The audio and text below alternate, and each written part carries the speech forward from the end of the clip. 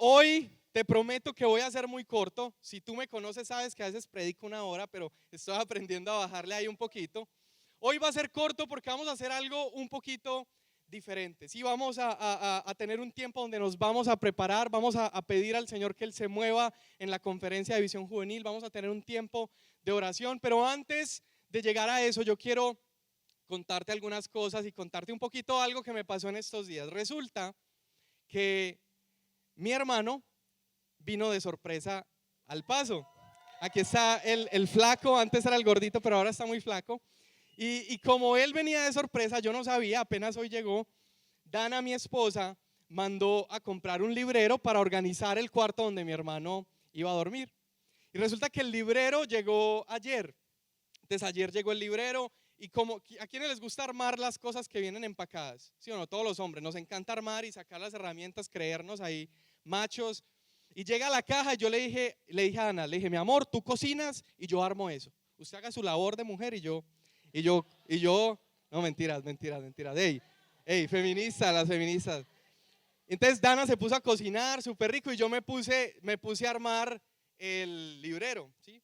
El librero estaba súper bonito, yo vi la caja, saqué las instrucciones y estaban súper básicas las instrucciones, o sea, literalmente eran unos dibujitos, no tenía ni letras, así, puse las piezas allá a un lado y empecé a armarlo. Yo dije, listo, vamos a poner primero la base, pongo las patas, atornillo las patas, las aprieto, las empecé a apretar, a atornillar, de hecho tengo las manos ahí como todas callosas por darle allá los tornillos. Y empiezo a apretar y después de poner la primer tabla, empiezo a poner las barras de los lados. Es un librero súper bonito, así que tiene como unas varillas atravesadas y bueno, empiezo a armarlo.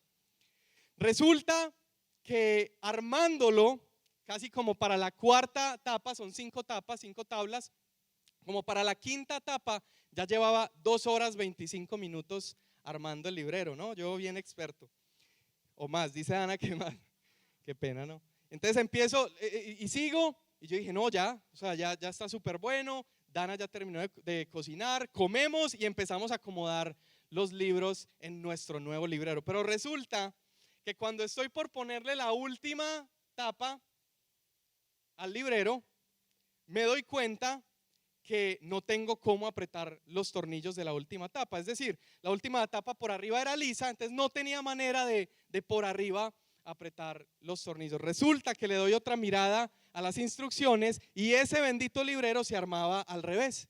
Ese bendito librero se armaba primero desde arriba y desde arriba te ibas poniendo las partes hacia abajo, porque en la parte de abajo donde van como las tapas de abajo es donde tú apretas el tubo del librero. 2 horas y media armando ese pedazo de librero. 2 horas y media ahí gastándome los dedos, apretando tornillos para darme cuenta que tenía que desarmarlo totalmente y volverlo a hacer. Entonces ya empiezo a desarmar. De hecho casi tenemos ahí una pelea marital, ¿sí o no, mi amor? Casi peleamos. Yo dije, no puede ser, me largo de esta casa, no se vale. Pero me aplaqué y empecé a desarmarlo. Calladito lo empiezo a desarmar. Ey, como que llegó Mateo y se me vino más el acento colombiano, ¿sí o no? Gracias, Mateo. Y entonces empiezo a desarmarlo. Cuando lo vuelvo a armar otra vez, ya había gastado 5 horas armando el bendito librero.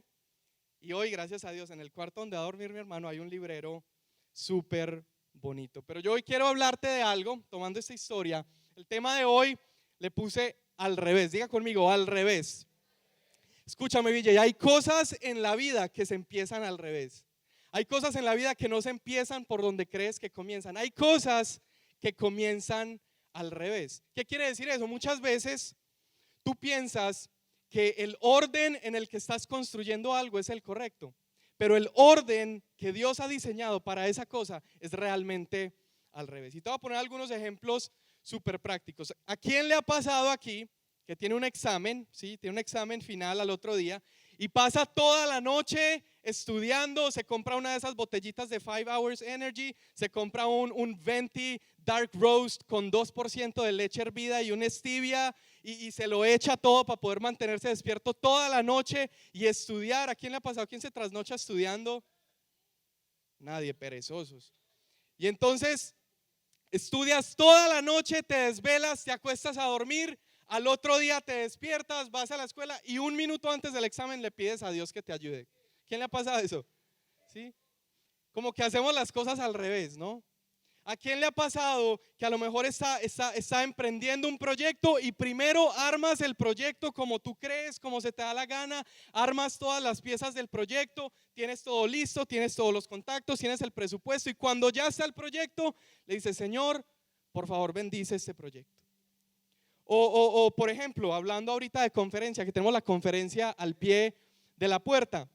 Yo creo que podemos caer en algo súper peligroso y miedoso, y es que nosotros armemos todo lo práctico, armemos un lobby súper brutal, que tengamos equipos de voluntarios listos, podemos tener ya la logística, los vuelos de los oradores, tenemos que tener el presupuesto correcto, pero sería un error que un minuto antes de la conferencia le dijéramos, Señor, por favor, tienes que hacer algo en esta conferencia. Hay cosas, visión, que se empiezan al revés, hay cosas que tienen que empezarse a construir desde arriba. Como el librero, ¿sí? Empiezas de arriba, empiezas en Dios, empiezas poniéndolo en manos de Él, pidiendo su dirección y luego, después de su dirección, empiezas a construir. Hay cosas que se empiezan al revés.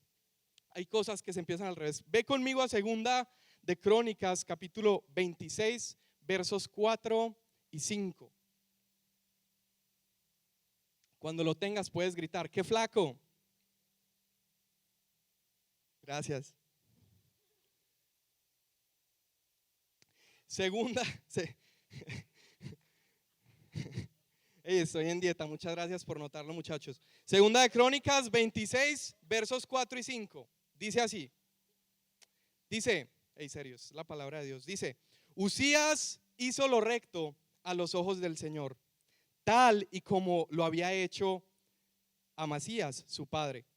Mientras vivió Zacarías, que era un hombre entendido en visiones de Dios, Uzías no dejó de buscar a Dios. Y mientras lo buscó, el Señor le dio prosperidad. Di conmigo, el Señor le dio prosperidad. Si tú a lo mejor no conoces toda la historia del rey Uzías, ¿sí? Yo por mucho tiempo lo único que sabía del rey Uzías era lo que estaba en Isaías capítulo 6, ¿no? Que Isaías veía al Señor y decía, en el año de la muerte del rey Uzías vi al Señor sentado en su trono. Pero Segunda de Crónicas nos habla de la historia del rey Uzías. Y este pasaje es súper interesante porque dice que el rey Uzías, mientras buscó al Señor, Dios le prosperó. Es decir, los años que él pasó en búsqueda de Dios, poniendo sus planes en manos de Dios, estando primero arriba, comenzando arriba, los años que él pasó haciendo eso, dice la palabra que Dios lo prosperó. Ahora yo te voy a contar un poquito qué es lo que hizo el rey Uzías para que entiendas el calibre de este tipo. Uzías fue un rey súper impresionante en Israel. Era un hombre sumamente brillante y luego te animo a que leas todo el capítulo 26. Y este hombre era súper brillante y dice el texto que era un amante de la agricultura.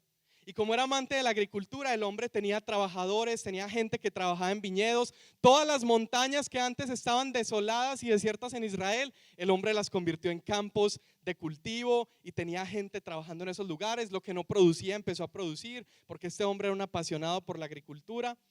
Además de la agricultura, dice Segunda de Crónicas 26, que este hombre, Uzías, era un rey súper experto en batallas y que él tenía un ejército de más de 300,000 soldados. Imagínate eso. Estados Unidos, que tiene un ejército súper brillante, dicen que más o menos tiene 1,300,000 tropas. En Israel, hace miles de años, este rey tenía más de 300,000 soldados. Imagínate, era un tipo súper brillante en la agricultura, súper brillante en el tema bélico y militar.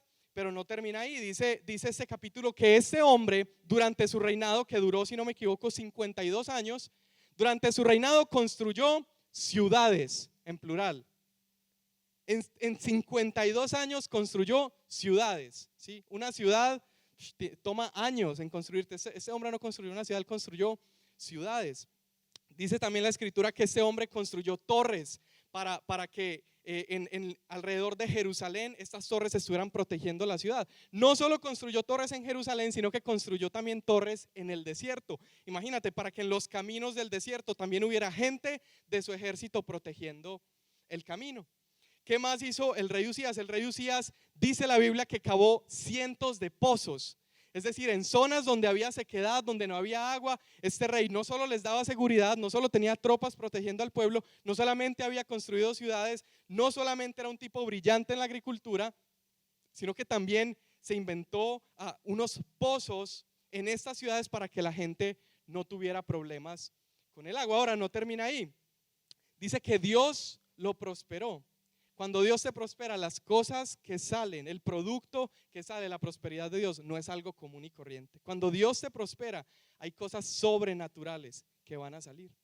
Este hombre, imagínate, Usías, inventó 2 aparatos. O sea, este hombre era un inventor y él inventó 2 aparatos. Uno de los aparatos que se inventó, dice la Biblia, sí, esto es acá, parece, ¿cómo se llama? El último samurái, algo así. Este hombre se inventó una máquina que tiraba flechas. O sea, no eran arqueros en su ejército los que tiraban flechas, pero él se inventó una máquina que tiraba flechas hace miles de años.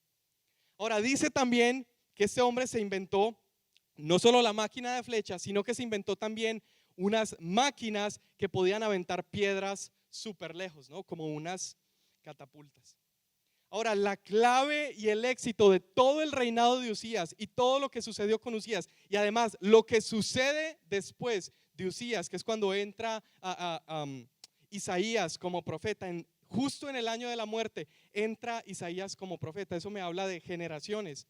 Y todo lo que sucedió a través de la vida de Usías es por lo que dice en este verso que acabamos de leer.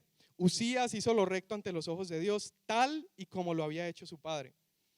Mientras vivió Zacarías, Usías hizo algo. ¿Qué hizo? Usías no dejó de buscar a Dios y mientras lo buscó, el Señor le dio prosperidad. Y nosotros tenemos que vivir comenzando desde arriba, como el librero ese mugroso. Tenemos que vivir comenzando nuestros proyectos desde arriba, comenzando nuestros planes desde arriba, comenzando tu noviazgo desde arriba, comenzando cada plan que emprendas en tu vida, debes comenzarlo desde arriba. No como crees que se empieza, cuando crees que a lo mejor estás poniendo los cimientos correctos o las bases correctas, puede que realmente las cosas tengas que empezarlas al revés. Que tú y yo, Visión Juvenil, elévate, amigos, Visión Juvenil, tú y yo necesitamos emprender y comenzar las cosas desde arriba. Todo lo que hagamos, ponerlo en manos de Él. Y cuando tú empiezas a poner las cosas en su mano, en lugar de preocupación, tú vas a tener revelación. En lugar de tú estar preocupado por lo que va a suceder y cómo va a salir, como ya lo has puesto en sus manos, como ya has orado, como ya se lo has entregado a Él, en lugar de preocupación vas a tener revelación y vas a saber cuál es el plan que Dios tiene para ese proyecto. Vas a saber cómo emprenderlo, vas a saber cómo vendrán los recursos. Que todo lo que tú y yo hagamos lo empecemos desde arriba, lo empecemos al revés, lo empecemos primero en las manos de Dios y luego vamos construyendo. Hay una frase de un tipo brillante, él es Lutero, ¿sí? Edwin no dijo amén. Martín Lutero, este tipo, el padre de la Reforma, él dijo un día, hay por ahí un texto de una conversación de Lutero y dice que alguien un día llega con Lutero y le dicen: hombre, Martín, ¿qué vas a hacer hoy? ¿Cuáles son los planes que tienes para hoy? Y dice esta frase que este hombre contesta, don Martín, la voy a leer mejor para que no se me vaya. Martín contesta, él dice: tengo que trabajar mucho, tengo que trabajar desde temprano hasta la tarde. Entonces le preguntan: ¿qué vas a hacer el día de hoy? Él dice eso: tengo que trabajar mucho desde temprano hasta la tarde. Escucha esto, dice: de hecho, tengo tantas cosas que hacer hoy que voy a ponerme a orar primero durante 3 horas, dice. Tengo tantas cosas hoy para hacer, puede que el tiempo no me rinda por tantas cosas que tengo que hacer, que primero entonces me voy a poner a orar 3 horas para que el resto de horas que me queden en el día puedan ser productivas y puedan ser eficientes. Imagínate que tú y yo fuéramos así, que tengas 5 horas para estudiar, 5 horas para entregar un trabajo a tu jefe y en lugar de estar preocupado las 5 horas, ¿qué voy a hacer? ¿Cómo lo voy a sacar? ¿Qué tal si sacaras 30 minutos de esas 5 horas, 30 minutos? Que a lo mejor pudieras estar usando para ir investigando, ir adelantando, pero si tomaras 30 minutos para decirle, Señor, haz tu plan, Señor, haz tu voluntad, Señor, guíame. Sabes, tenemos un Dios que no solamente le importan los grandes proyectos, a Dios no solamente le importan las conferencias, no solamente le importan las multitudes, a Dios le importan tus más pequeños proyectos, a Dios le importa tu vida, a Dios le importa ese examen que vas a presentar, a Dios le importa ese problema en tu casa, ese problema con tus papás. ¿Qué tal si como Lutero, cuando te digan qué vas a hacer hoy y en vez de estar preocupado, tú digas, ¿sabes qué? Me voy por un poquito de revelación, me voy a poner a orar y a empezar las cosas desde arriba. Yo creo que ya el equipo puede empezar a subir. Les dije que iba a ser rápido. Y quiero nada más como ir cerrando con esto. Mira, Dios tiene un plan, ¿sí? Dios en su voluntad, Él ha diseñado un plan precioso y perfecto para la humanidad. Ahora, eso no significa que Dios no vaya a cumplir tus planes o tus proyectos. Dios sí va a hacer que tus proyectos sucedan, escúchame. Dios sí va a hacer que tus planes, que tus ambiciones, que tus sueños sucedan. Pero no van a suceder cuando estés persiguiendo tus proyectos. Tus proyectos y tus planes, tus deseos van a suceder cuando estés persiguiendo a aquel que puso ese sueño en tu corazón. No cuando estés empecinado, enfocado, corriendo, voy tras mi sueño, que se cumpla. Así no son las cosas. Dios va a cumplir sus planes y tus planes, los sueños que Él ha puesto en tu corazón, cuando en lugar de estar corriendo tras los sueños, tú estás corriendo tras Jesús.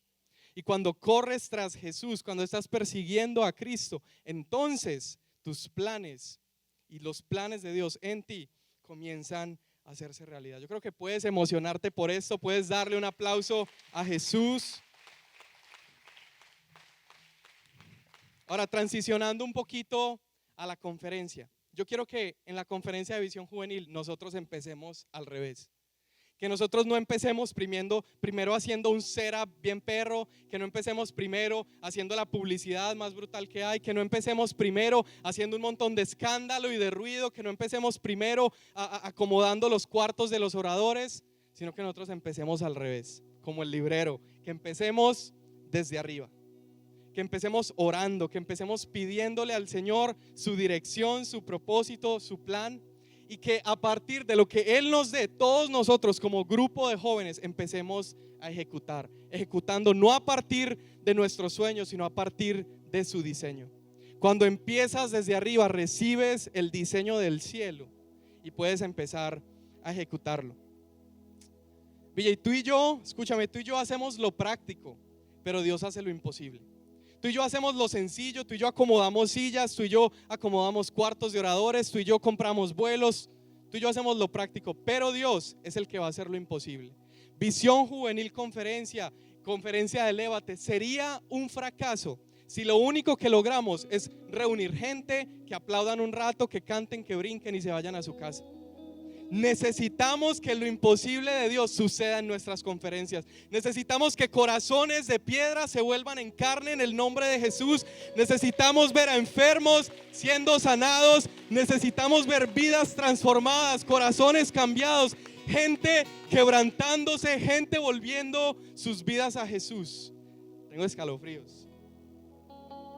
Eso lo necesitamos y eso no lo vamos a lograr con excelencia, eso no lo vamos a lograr con excelentes líderes de comité, eso no lo vamos a lograr con métodos, eso lo vamos a lograr, escúchame, cuando empezamos desde arriba.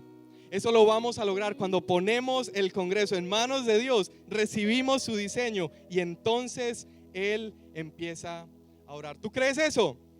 Ponte de pie ahí donde estás, vamos a ponernos desordenados un ratico.